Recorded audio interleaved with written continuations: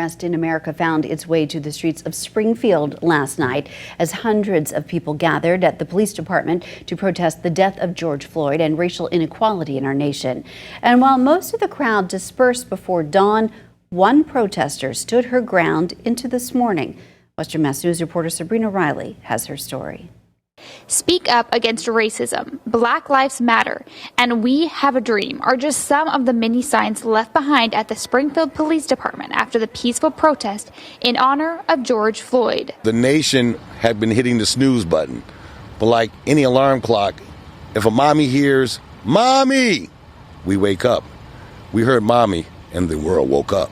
A call that many people have heard loud and clear, and one that people from different backgrounds are trying to support. This is important to me that my friends, all my black friends and every other black person in the world, that they can at least just get that one thing that they want.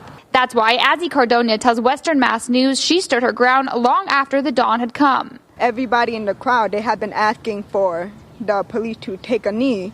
And that's like the only thing that they wanted. So I wanted to be here to make sure that that is what happened. What she didn't realize is what the gesture meant to the police officers standing behind the barricades. It symbolizes a lot of different things. One of the things it could symbolize is the officer in Minnesota who killed George Floyd took a knee and put a knee on his neck, and George Floyd ultimately died that way. And she tells Western Mass News that after discussing it with the police department and understanding their side, she decided to change her request. What they proposed is giving up 15 hugs from the available officers that are, available right now, and a hug from an emotional support canine to emotionally support the people of Springfield.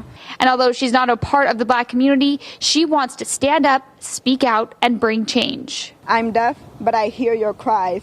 I have anxiety, but I'm standing with the crowd. I'm autistic, and I have a hard time understanding things, but I understand that we need change. What's your excuse? Springfield is a diverse community. It's the city of homes, city of many different ethnic groups, and we are all getting together and we're doing what we need to do to make this city better. For Western Mass News, I'm Sabrina Riley.